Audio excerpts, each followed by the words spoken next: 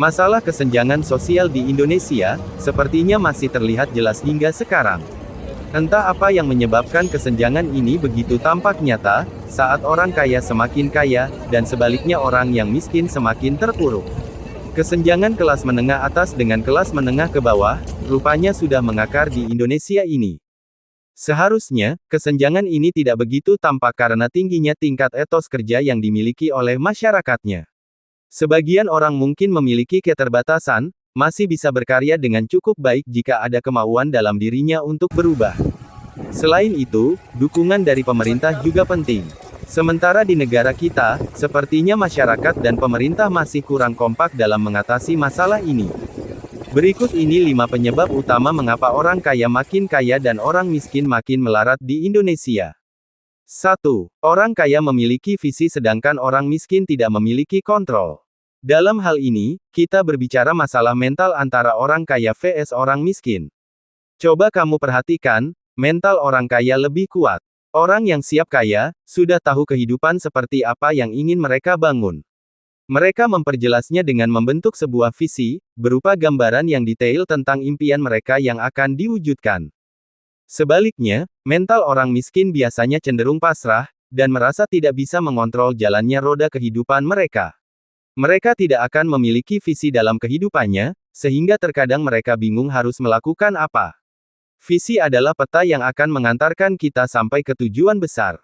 2. Orang kaya punya mimpi besar, sedangkan orang miskin hanya besar bicara. Mungkin ini terkesan menyudutkan orang miskin, namun ketanyaannya memang seperti itu. Jika kita melihat orang kaya, umumnya mereka memang memiliki mimpi yang besar, yang begitu mereka yakini dapat tercapai. Menjalani dengan bekerja keras dan pantang menyerah, akan mereka hadapi demi tercapainya mimpi tersebut. Sebaliknya, orang miskin umumnya hanya bisa berkomentar dengan apa yang mereka inginkan. Tidak ada tindakan yang dilakukan, mereka hanya bisa berbicara saja, seperti tong kosong nyaring bunyinya. Setelah orang kaya berhasil membuktikannya, barulah orang miskin bisa berhenti bicara. 3. Orang kaya selalu berpikir untuk menang sedangkan orang miskin selalu takut kalah. Perbedaan orang kaya dan orang miskin juga terlihat bila mereka dihadapkan pada sebuah persaingan. Dalam persaingan apapun, orang kaya akan memutar otak untuk bisa memenangkannya.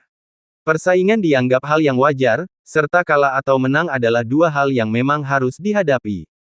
Sementara orang miskin, selalu berpikir untuk melindungi apa yang mereka miliki. Mereka tidak mau berkorban besar untuk hal yang mungkin bisa merubah nasib mereka. Mereka sangat takut untuk kalah. Mental si miskin selalu merasa cepat puas terhadap apa yang sudah dimilikinya. 4. Orang kaya melihat peluang sedangkan orang miskin melihat rintangan. Orang kaya akan selalu fokus dalam melihat peluang. Mereka akan melakukan apa saja, dengan cara yang benar, untuk mencapai tujuan akhir, yaitu menuju sukses. Permasalahan yang muncul juga akan bisa mereka selesaikan satu per satu.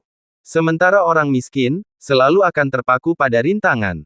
Belum maksimal, sudah banyak mengeluh, baru berusaha sedikit saja, sudah takut gagal. Mental seperti ini tentunya hanya akan membawa kita terjebak dalam ketakutan sendiri.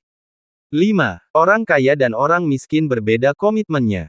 Ternyata komitmen juga bisa menjadikan perbedaan antara orang kaya dan orang miskin.